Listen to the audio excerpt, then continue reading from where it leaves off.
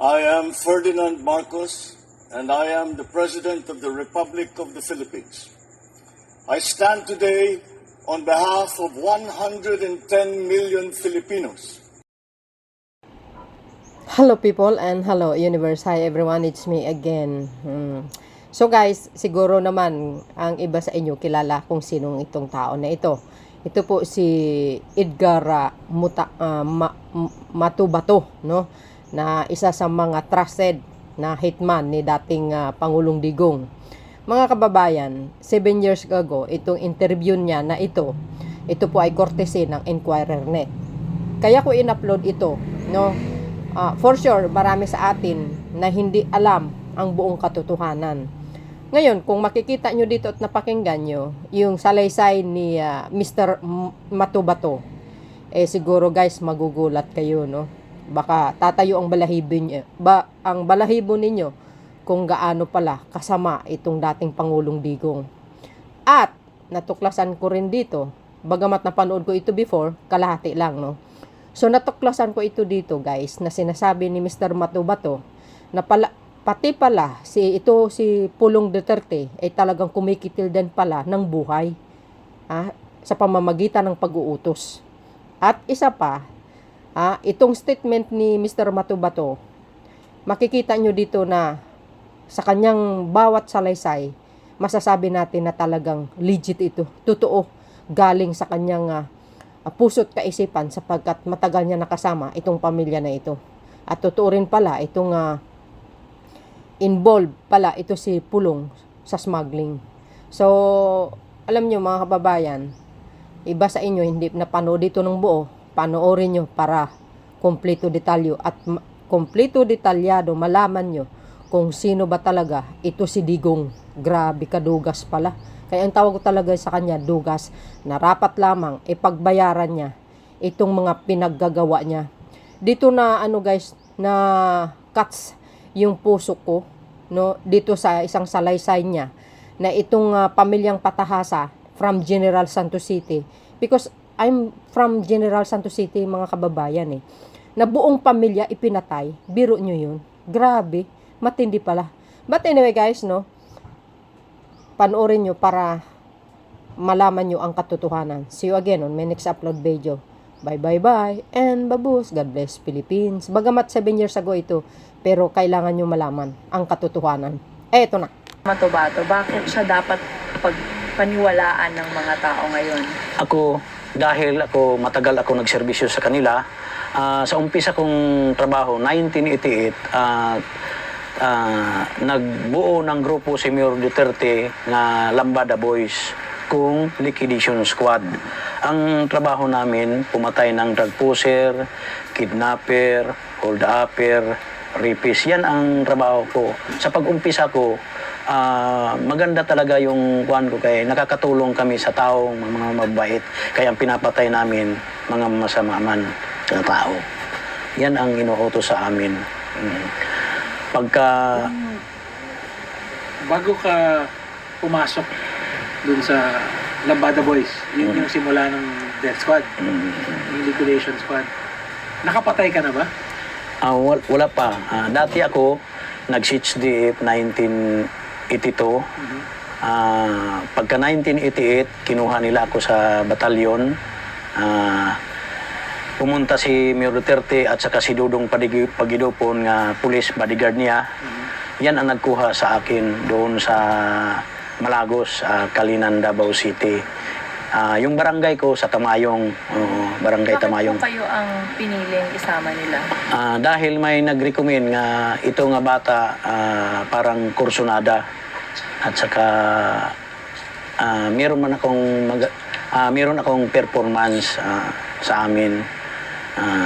Nag-recommend, tapos kinuha ako nila, dinala ako nila sa barangay Exodus, Bangkiruhan, Davao City. Miyembro na kayo ng Civil Security Unit, ano ba? Oo, hindi pa pag-umpisa namin, yung trabaho pa namin, hindi pa kami nakapasok ng City Hall. Ang bayad sa amin muna, pagkor, sobre-sobre. Kung merong napapatay kami, pagkahapon, binibigyan kami ng sobre, puro ulo. Wala pa kaming sahod na hindi pa kami in sa gobyerno. Pero pinapatakbo na nila. Paano po kayo nakumbinsi na gumawa ng ganong klaseng trabaho, yung pumatay ng tao? Sa pag-umpisa ko, masaya din ako kay siyempre ang amo ko, mayor, at saka mga kasamahan ko, pulis. So, masasama naman tao ang pinapatay namin. So, parang masaya ako sa pag-umpisa. Sa tingin niyo po tama yung ginagawa? Oo. Dahil criminal yung... Oo, pinapatay sa umpisa. Paano kayo nimita? Anong sinabi sa'yo? Edgar, saling ka sa hindi, yung pag-umpisa, pagkuha sa akin, mayroon daw grupo nga ibubuo ni Mayor Duterte. So, one team lang kami. Yung kasama ko, si Lodi Pagidopon, ako, si Edgar Matubato, si Jojo Bosa, si Ramil Capitania, si Tony Estaco, si Buboy Maldito, at saka si Insektan.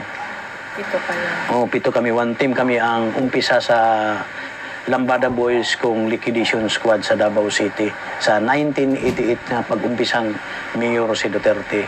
Bakit Lambada Boys ang dapat? Iwan ko lang kung bakit sila man ang nagpangalan sa amin. So, sayaw nun. Hindi ko man alam kung ano ang Lambada Boys. Basta ganyan lang ang pinangalan sa amin. Doon kami bininyagan sa Old Mincing Hotel. Doon kami pinakain kami. Pagkatapos, binigyan kami ng baril, 3 357 at saka 4 nga 45.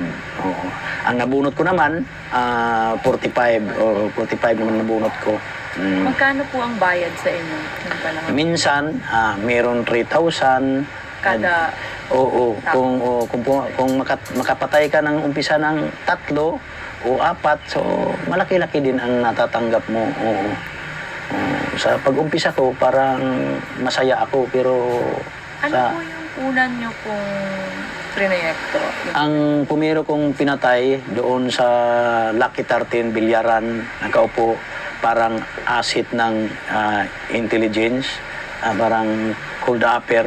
So, ibig sabihin guys, totoo pala yung reward yung system ni pinatay ko sa Bilyaran, Digong. si Lim, nakaupo sa Bilyaran, San Pedro Street, binaril ko. Hold upper siya.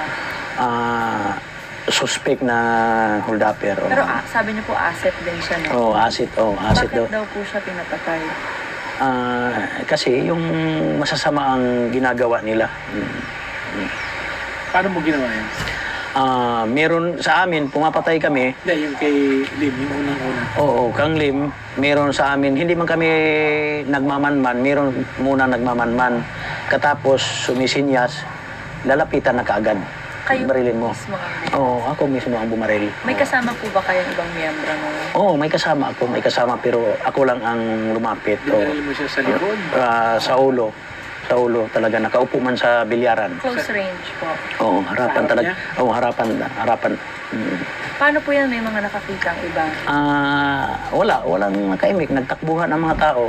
Nagtakbuhan ang Hindi mga ka tao. nagtago, wala kang... Wala. Hindi ako nagkalo, hindi ako nagsombrero, wala. Kasi sa amin, sa Davao City, parang kumpiyansa ka kayo mga kasama mo, mga pulis talaga. Mga pulis. Pero yung una mong pinatay, hindi yan ang unang pinatay naman ng Lambada Boys. Yan ang una. Sa sige. lahat? Sa lahat? Yan ang una Yan ang namin. pinakauna? Yan ang pinakauna namin, pag-umpisa namin. Pagkatapos, pagbinyag sa amin, naglakad kami, mayroon na kaming project agad. Tapos pagkain, pumatay na din. So, Gaano kadami yung pinapatay nyo kada linggo? siguro, mayroon sigurong 10, ganyan. Sa isang linggo? Tigpanin? Sa isang linggo. Hindi, hati-hati? kasama na lang ng hati-hati namin. So kung ikaw ang nabubunutan nga, paraging ikaw ang titira, so minsan, i-strike ka ng 3 tao ang napapatay mo sa isang araw. Paano po pinipili kung sino yung gagawa ng trabaho?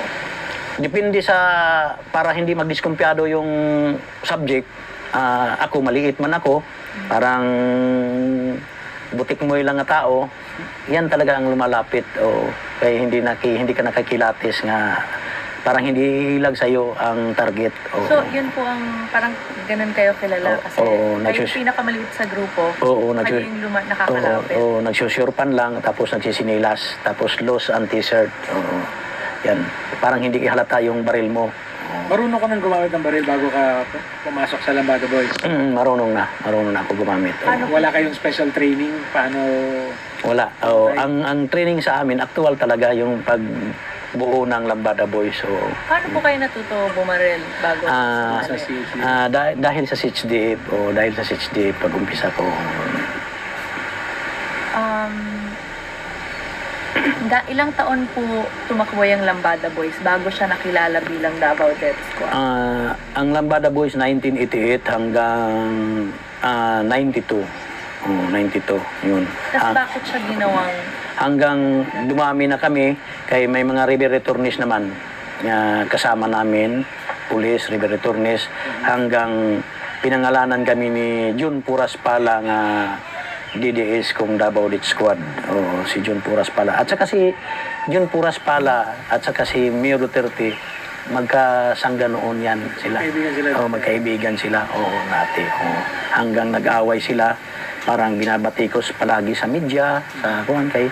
Yan man si Jun Puras Pala, ang pinaka magaling reporter sa Davao City noon. Balikan natin yung unang tanong, ano? Bakit maniniwala yung tao sa'yo? Posible na totoo nga itong mga sinasabi mo, yung pagbaril sa kay Lim, yung pagbuo ng Lambada Boys. Pero anong pruweba mo na konektado si Mayor Duterte? Kasi si Mayor Duterte talaga ang nagbuo niya ng Lambada Boys hanggang sa DDS. Siya talaga, hindi ka basta-basta pumapatay sa Davao kung walang basbas, walang clearance galing kang Mayor Duterte. Paano dumadating yung basbas? Yung basbas, yung nagdadala sa amin, yung si Arthur Las Cañas. Kasi simula pa, nandun na sila Arthur. Nandoon na. Siya ang nagbuo ng Hindi na. Si Mayor Duterte ang nagbuo talaga ng kuan. Siya ang nagbuo ng Lambada Boys. So yung, sabi mo, yung unang meeting ninyo dun sa lumang Menseng Hotel, ba si Mayor? Siya nagpakain sa amin. Siya nagpakain. So narinig niyo siyang nagsalita na ito yung gagawin niyo, ito yung gusto kong Doon nagsalita. Yan lang nagsalita sa amin nga ang trabaho niyo, yung mga masasamang tao, yung mga hold-upper. Yun talaga ang object. Diretso-diretso man yung nagsasalita. Diretso-diretso yan nagsasalita. Yan lang ang nagkuhan sa amin. Tapos, binigay na kami sa mga pulis. Meron na kaming handler. Sabi ni Presidente, hindi ka raw nakilala eh. Bakit hindi kilala nga siya man ang nagbuo sa amin. Noon nga mayor pa siya. Nakakapunta ba kayo nun sa opisina niya, sa bahay? Pumupunta siya. Minsan, noon, sinasama ako ni Dudong Pagidupon sa bahay niya sa Bangkal. Pumupunta, doon lang ako sa labas. Yan. Yung sa... Sino sa City Hall ang may alam dun sa Lambada Boys? Lahat ng mga... Hindi lang yung pulis. Oo. Sino mga... Alam na nila sa City Hall yan. Nakikilala man kami. Siyempre, pagka 1990, nain na kami sa City Hall. Kung CSU, kung Civil Sector Unit. Pero, hindi kami mga CSU, parang linagay lang kami sa CSU, parang goose employee kami, para may sahod na kami. Magkano Ang sahod namin is 5,000. Kung walang holiday, abot ng 6,000. Alala ko dun sa testimonya mo sa Senado, binanggit mo na may planong barilin si De Lima noong 2009. Tapos na udlot lang dahil hindi siya pumasok. Oo. Nalaman namin nga nandoon na sila. Ito si Arthur Las Cañas nag-utos nga punta kayo doon para ambusin sila. Pero may nakauna na may nakauna ng tao doon sa bundok-bundok mataas kay siyempre malawak mo yung lupa ni Binbinido Laod, SPO4 Bin Laod. Suminyas ng kuan. So punta na kami parang ambusin sila. Mabuti na lang kay doon lang sila sa entrance. So meron siguro nagbulong kung merong nahiringan sila nga bumalik sila, matras sila. Hindi ba mas So tataas?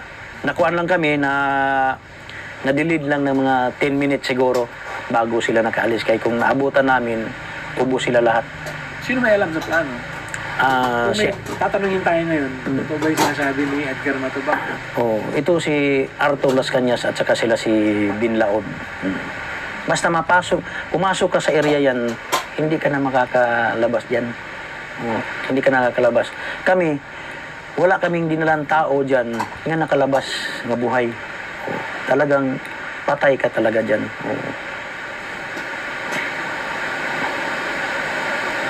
Ganun ba, Fred? Maraming nagsasabi na parang, okay, maraming balita tungkol sa death squad, marami nga namamatay.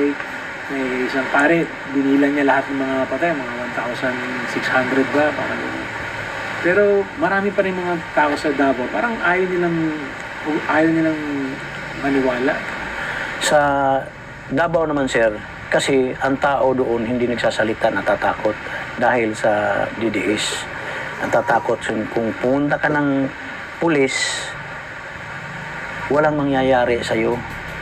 Tapos, parang wawarningan ka ng pulis na huwag kang magsalita o ay may mangyayari sa'yo. Talaga ang tao sa Davao, parang tahimik lang ang tao sa Davao.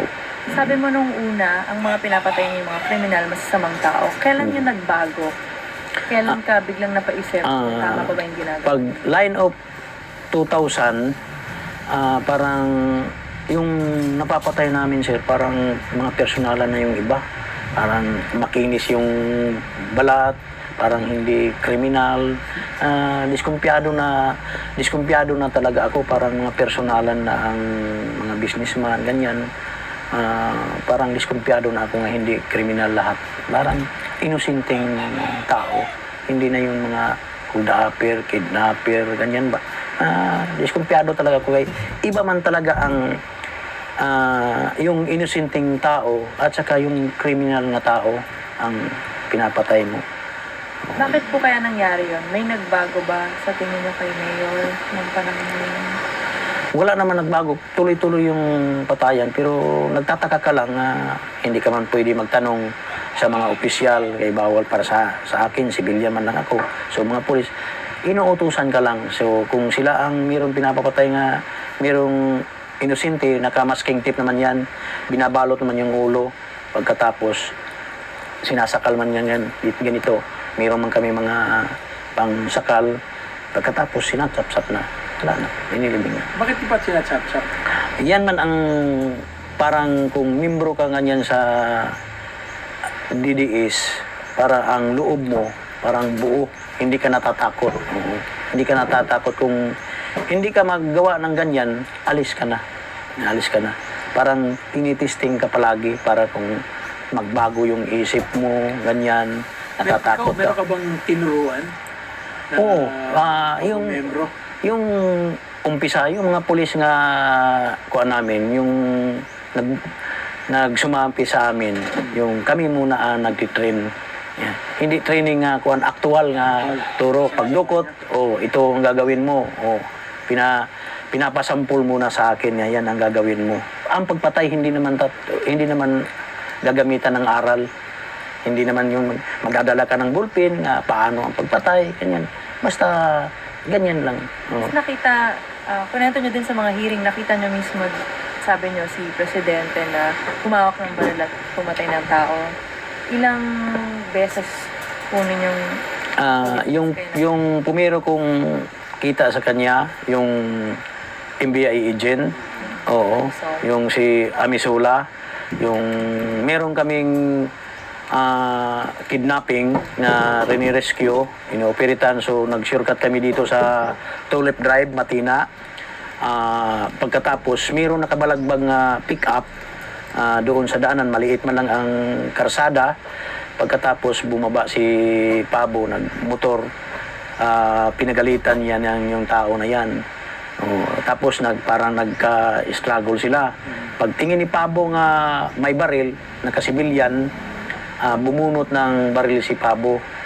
Pagkatapos, mabilis man yung NBI agent kay shooter, hindi man shooter yung opisyal namin, tinamaan sa kamay dalawa at saka pa, hindi siya pinatay.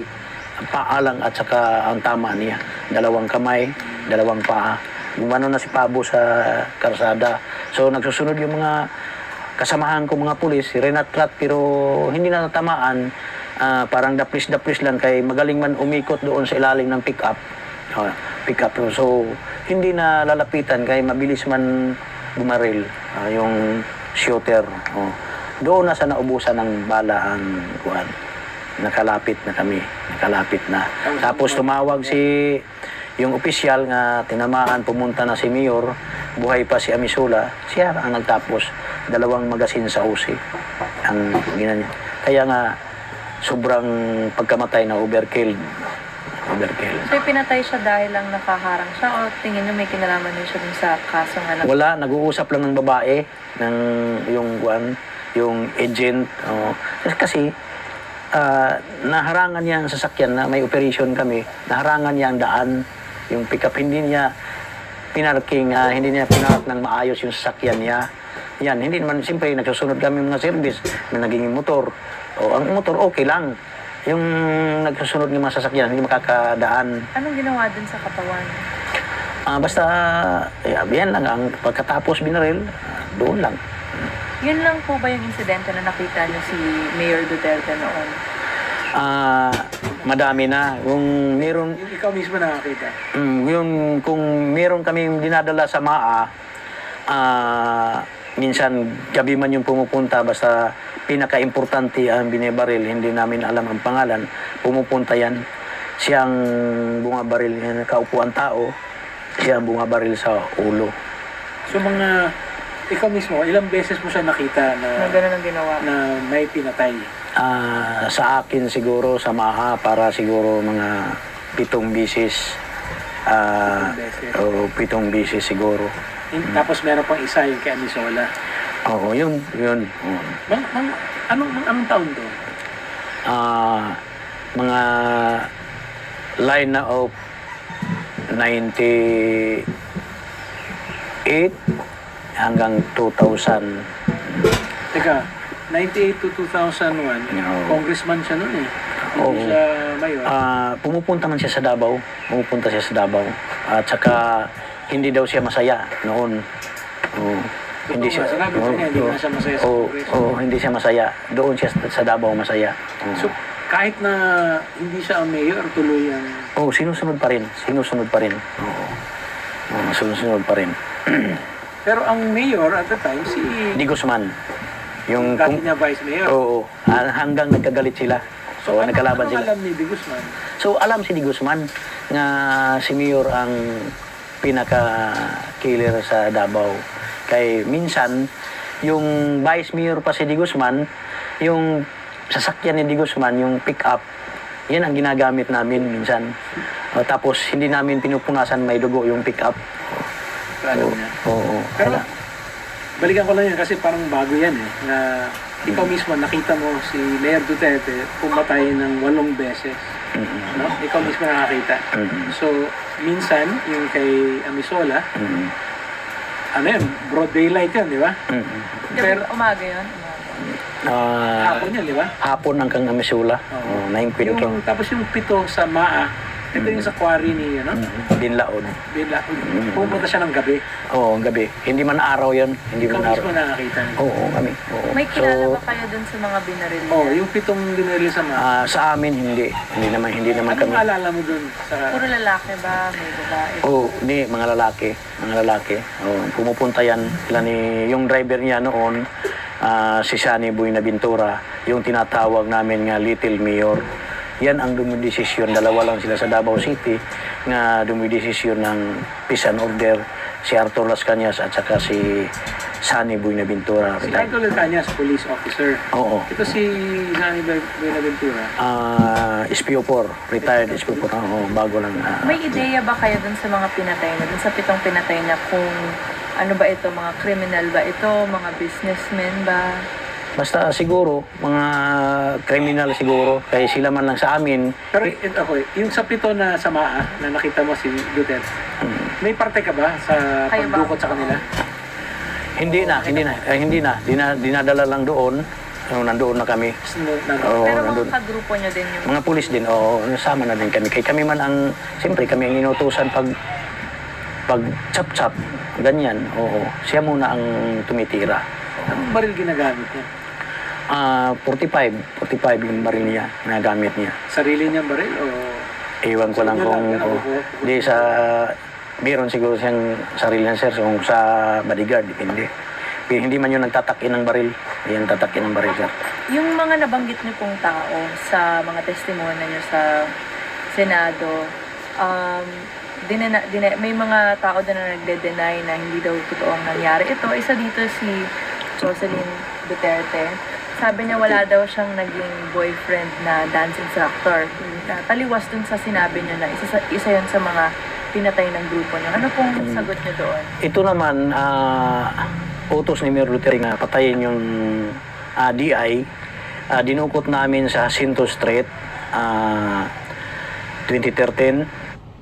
Dinukot namin mga bandang alas 12 sa gabi. Hindi ko alam nga DI yan.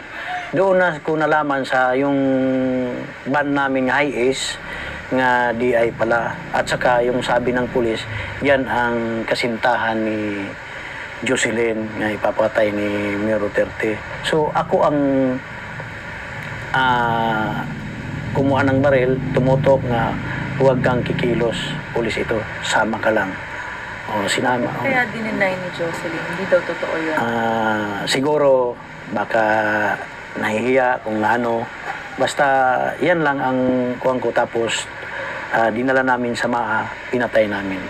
Magkagalit ba sila noon? Noon, O bakit pinapatay? noon yun sila si Duterte at saka yung mga kapatid niya si Jocelyn, parang hindi yan nagkakasundo noon. Pero siguro, baka si Mayor Duterte, ang isip niya, parang pinipirahan yung kapatid niya, kay matanda naman. So, batang-bata yung DI, macho, parang 24, matangkad na tao. Oo. Basta ang batang-bata yung dancing instructor talaga. Yung mga Nograles din, sabi nila hindi daw totoo na may pinatay sa mga supporter nila o sa mga bodyguard nila. Hindi man yun yung bodyguard, parang support man yun ni Palparan at saka ni General Matiliano. Parang support yan ng mga tao. Yan ang parang tulong sa kanila. Kaya kung nandoon pa sila si Parparan at saka si Matiliano, kasama yung pagpatay namin, uubusin yan sila. Oo. Nakasabay niyo na ba si Palparan dati? Wala sir, wala. Doon lang kay kung ang naabutan lang yung mga tao lang doon, wala na sila. Pero ito yung sinasabi mo na talaga may ebidensya kasi utang yung... Oo, may ebidensya talaga sir. Oo. Yung meron pa, yung 2002, kinidnap namin si Sally Macdom sa Island Garden City, Samal, sa Piña Plata. Kami ni Capote, Colonel Capote, Arthur Los Cañas, Jim Tan, Binbinido Porog, Aquino Gaston, Junito Ubales, ako, basta 7 kami nga dumukot sa kang Sally Macdom, yung Pakistani. Ito naman si Sally Macdom, yung live-in partner ko noon, parang magpinsan buo yung live-in partner ko at saka asawa ni Sally Macdom. Ito naman si Sally Macdom, lumapit yung asawa niya sa akin nga badihan mo yung asawa ko, pariner. Basta ito si Sally Macdom, ang sabi ni Arthur Los Cañas, terrorist. Sa akin naman, nagpapabili siya ng lupa na gagawin nga training center. Katulad nito, bundok, yung mura-mura lang, napapabili siya ng mga 100 hectares kung 150, ganyan. Pagkatapos, nagpapabili ng, doon ako naghinala na iba talaga kaya nagpapabili naman ng baril. So, akala ko 10 lang, parang 50 ka M14, 50 ka Armalite. Pero sino ang papatay kay Sally Maclin? Utos naman ni Mayor Duterte kay siyempre terrorisman ang suspect doon. So ang nagdukot kami talaga. May tinulungan Tapos po ba siya? Kasi kayo din yung nakakaalam. oo, Isinumbong hindi. Yung pinatawag ako ni Arthur Las Cañas kay magsasama ng operation. So, meron daw terrorist nakapasok sa Davao City. Pagkatapos, pinos ang picture doon sa blackboard. Nagmi-meeting kami, ginanyan. Sabi ko, ito naman ang kasama ko. Ako ang nagbabadi. O kung sabi niya, nagbibiro ka lang siguro. Sabi ko kang Arthur Las Cañas, yung amo ko, 20 years tayo nagsama, sir. Hindi ako nagbibiro.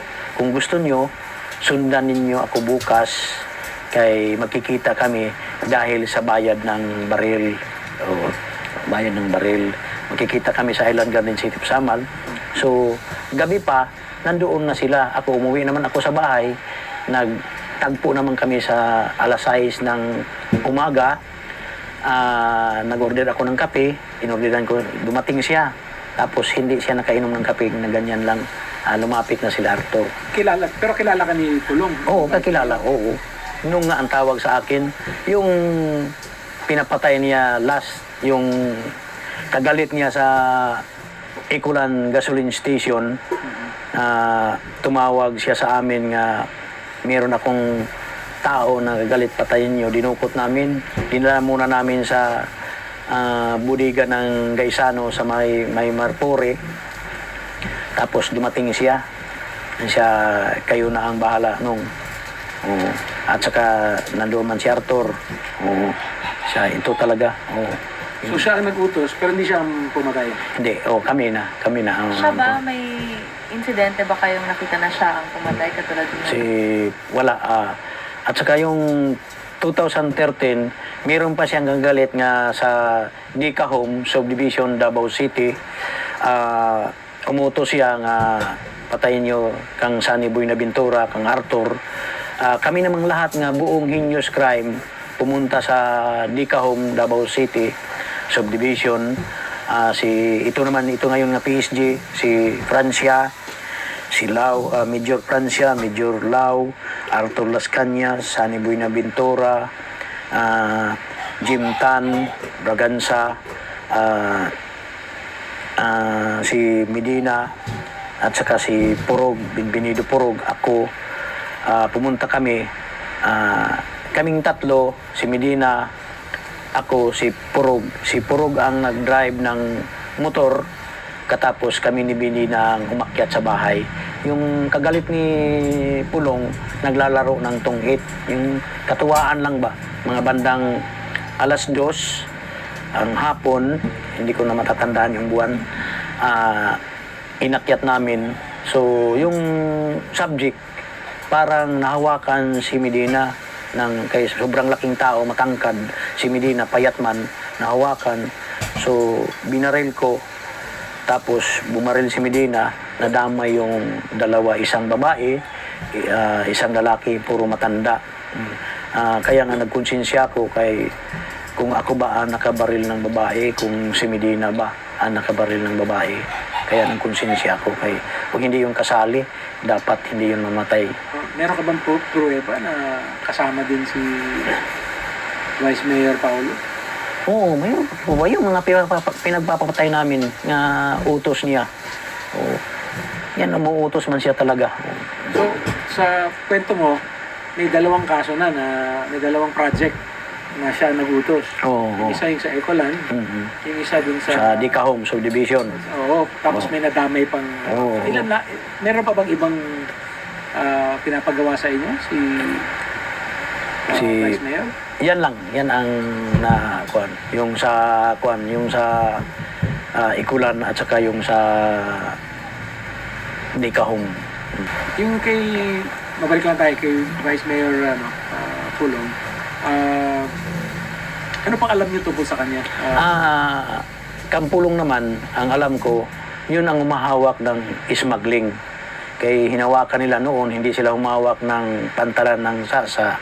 Pagka vice mayor niya, sabi niya kang Arthur, tayo naman ang hawak ng pantalan. Pero Sila naman ang narinig mo siya mismo? Paano Oo. nalaman yan? yung nag-uusap sila ni Arthur, pumupunta yan, SM, kung saan-saan. Siyempre, ako, katiwala naman kami ni Arthur kay para kami magkapatid ni Arthur Las Cañas dahil sa matagal namin pinagsamahan. Yung bigas nila, barko-barko yan, lumadating sa Davao. At saka noon, pinabigay nila ako ng pera sa custom parang payula. 3 million, parang payula yan sa... 3 million in cash ang binigay. Oo, binibigay sa custom.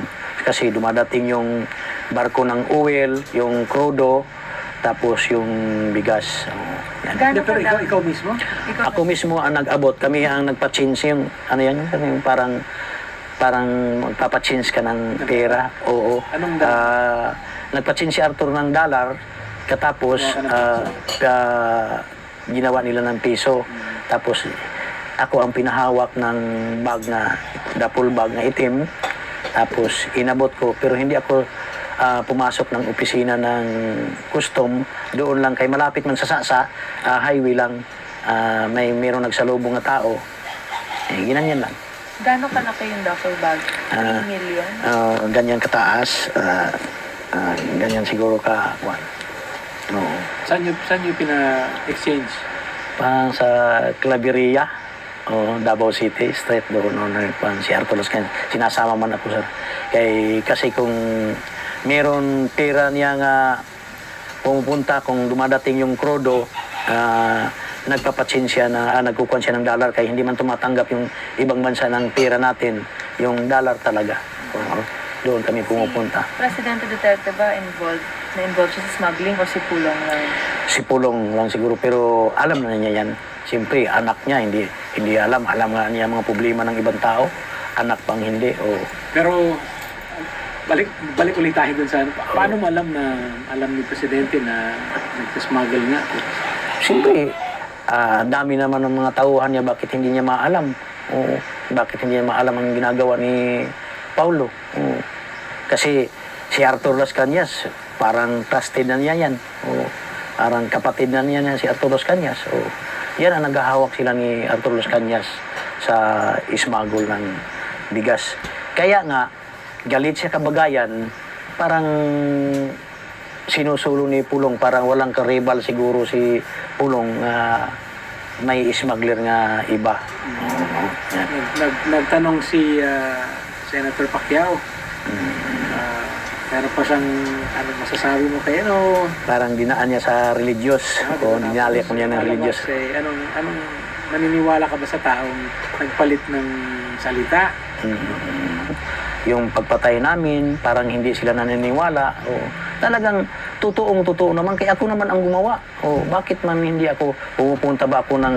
Sino bang taong pumupunta sa Senado magpapabitay ka?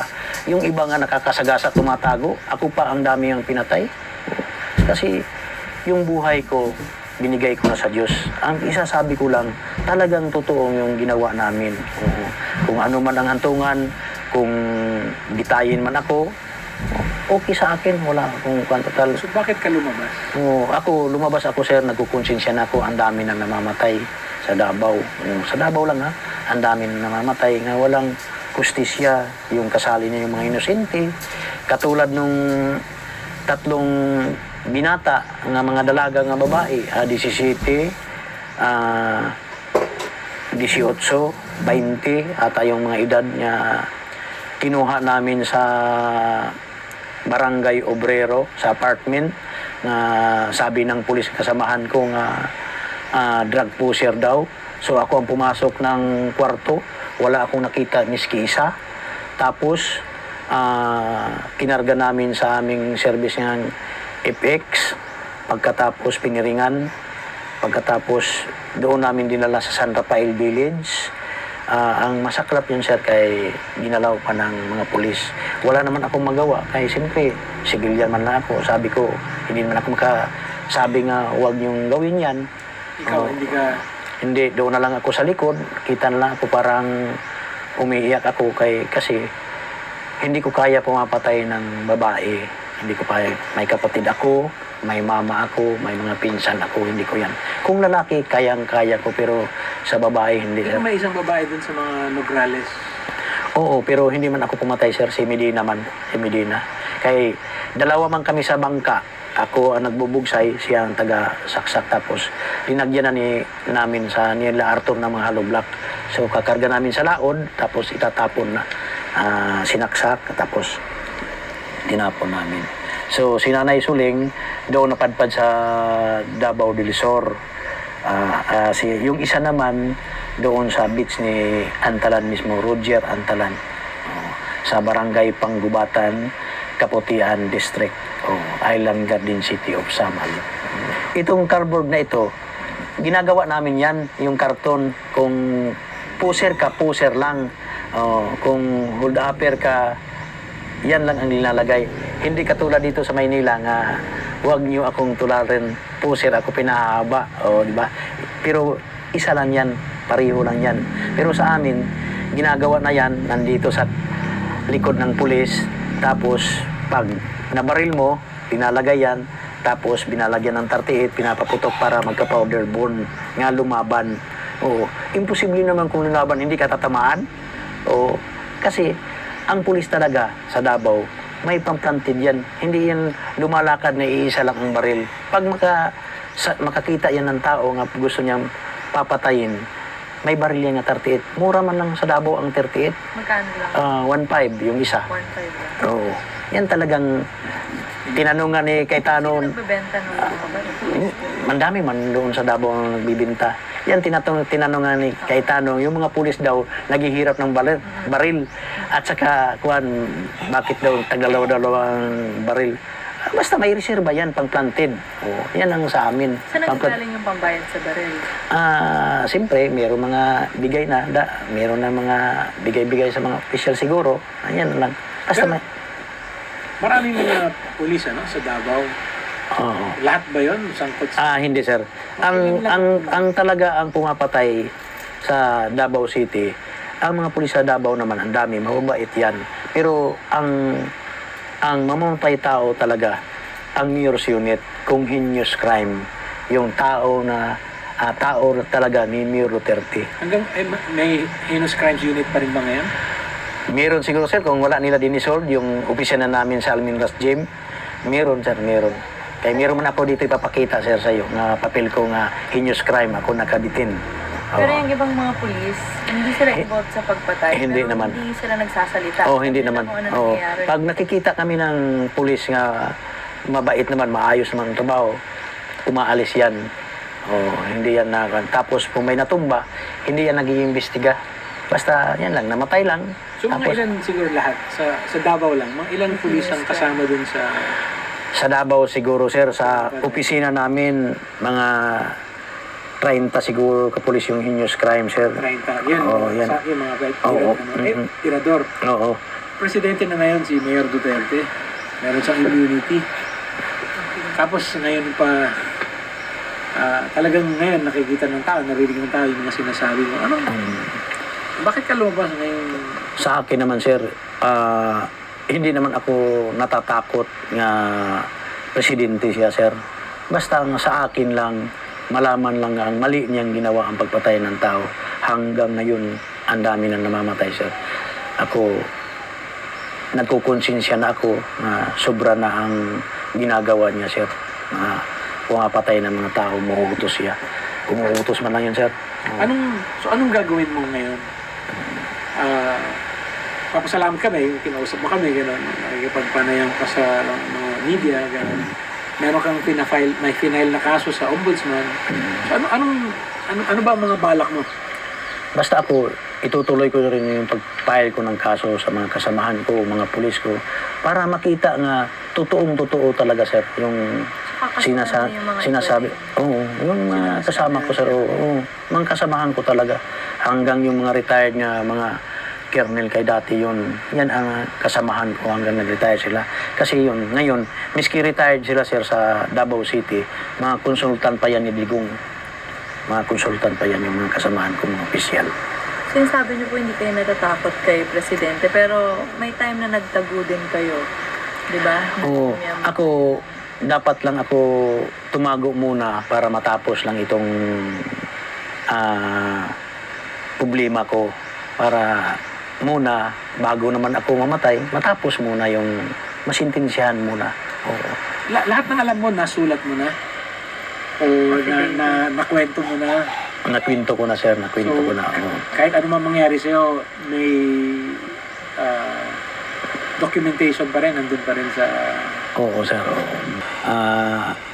Lahat-lahat sinabi ko naman. Basta yung totoong-totoo lang ang sinasabi ko. Hindi yung magsisinungaling ako. Paano magsisinungaling ako? Nga ako man mismo ang gumawa, sir. Ako man inutusan.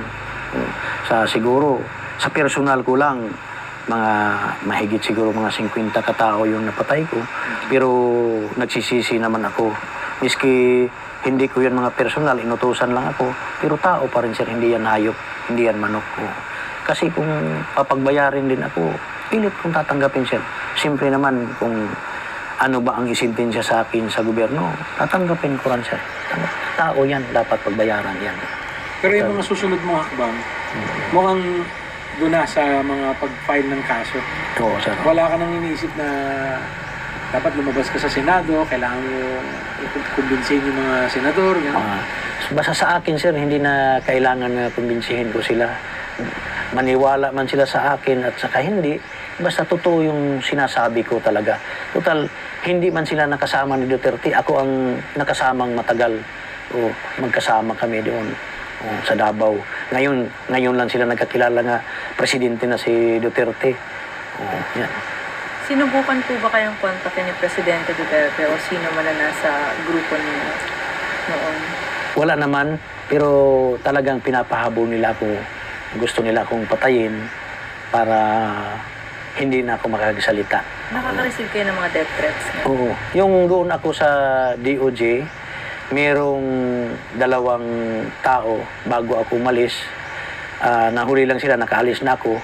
2 nakamotor, hinahanap na ako. Pero alam ko yan, yung mga kasamahan ko na yan. Kaya nagtanong naman doon sa ISOG, yung gwardiya ng DOJ, gwardiya sa akin, nga mayroon bang maliit nga tao, maitim, bisaya nga tao daw. Tinanong, ang natanungan yung gwardiya doon sa akin. Hindi pa kayo lumalantad nun? Hindi pa. Doon pa. Apply pa lang kayo ng witness protection program mo? Hindi, lumabas din ako nga, hindi ako kusa akong lumabas. Kaya alam ko na kung maumupo na siya, talaga akong papatayin din ako. Alam ko na. Kaya nga, may pumunta ng 2 doon sa bahay namin, yung safe house namin. Hindi ka naman nagkukulang sa suporta? Marami naman... Meron naman tulong sa akin. Tulong sa akin. At saka yung tulong, nagpapasalamat naman ako, sir. Yung tulong sa akin ng mga pare. Talagang... Nabanggit mo nga sa Senado, di ba? Pare man yun. Simbahan naman ang tumulong sa akin. Mga pare naman. Talagang... Nahirapan ka bang kumbinsin yung mga pare? Hindi naman. Hindi naman basta ako, nagsasabi lang ako ng totoo, sir. Totoong-totoo. Nagpasalamat din ako sa mga pare nga tinulungan din ako nila sa akin. Para makuha yung problema ko. Hindi ako nag-iisip na makapira. Ang sabi nila nga binayaran ako ni Ma'am Dilima. Parang wala akong natanggap miski kusing. Hindi nga ako tinulungan na ni Ma'am Dilima nandoon pa sa DOJ. Bakit ako babayaran niya? Kasi yung nangyari sa akin, sir, 2014, pinatay si Richard King. Pinatay si Richard King, yung businessman. Pagkamatay, June 12, 2014, hinuli ako June 19 ng gabi, alas 10 ng gabi. Kasi ako na ang pinupulgay nga pumatay kang Richard King. Ko, paano ako nagpatay nga umalis na ako pagka DDS 2013. Pinupulgay na nila ako, pinapasama yung asawa ko nga isama mo, kayang sabi ni Mayor Duterte nga may operation kayo ng drug sa barangay Tibungko. Sa tagal ko sa serbisyo, naisip ko nga iba na talaga, salvage talaga, kay bakit isasama ko yung asawa ko nga wala yung nalalaman ng trabaho ko. Yan ako nagtaka. At saka hindi ako sumama ng mga kasamahan ko. Mga kasamahan ko talaga ang pumunta sa bahay. Oh, madami sila. Oh, tapos hindi ako sumama. Merong station commander nga mabait yung pumunta sa bahay. Sabi niya, may invitation si Director Danao sa iyo. Oh, sama ka lang. Oh, sumama ako sir kay siyempre mabait at saka hindi ko alam kung ano ang problema ko. Oh, wala man akong problema. Doon ko na nalaman nga pinagbibintangan lang nga ako na ang pumatay kang Richard King. Doon na binugbog nila ako, tinorture na nila ako, tinusok na ako ng baril. Ito pa, dumudugo pa yung puwit ko hanggang ngayon. Pinapaoperahan ito sana pero malaki-laki ang bayad, parang 100,000 ang operasyon. Hindi natuloy yung operasyon namin. Yung tokhang na nangyayari ngayon?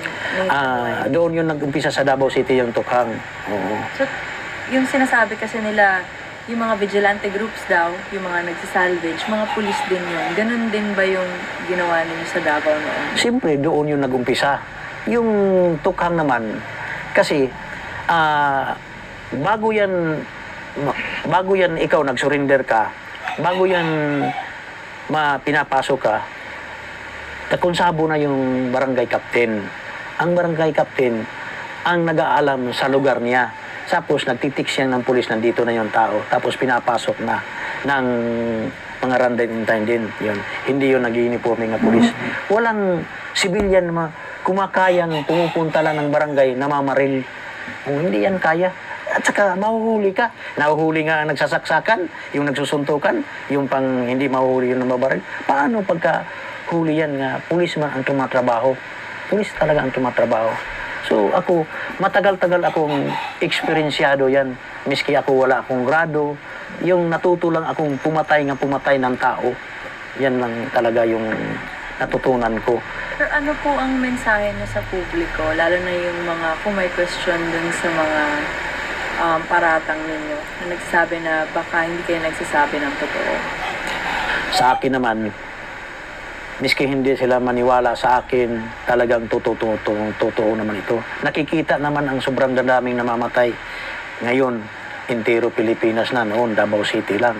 Nakikita mo ngayon. Pero ang masakrap lang dito, ang mga malalaking mga drug pusher hindi namamatay. Yung namamatay talaga, mga maliliit lang, yung nakasinilas lang. Tulad ng pinapatay namin sa Davao. Wala kaming napatay ng mga drug lord doon sa Davao. Kasi yung maliliit lang, magkano lang yung sasi, linalagay pagkakamatay, linalagyan namin. Yan. Pero yung mga drug lord ng mga Chinese, walang namamatay sa Davao. Walang namamatay sa Davao. Wala talaga. Wala kaming napatay na mga drug lord. Wala.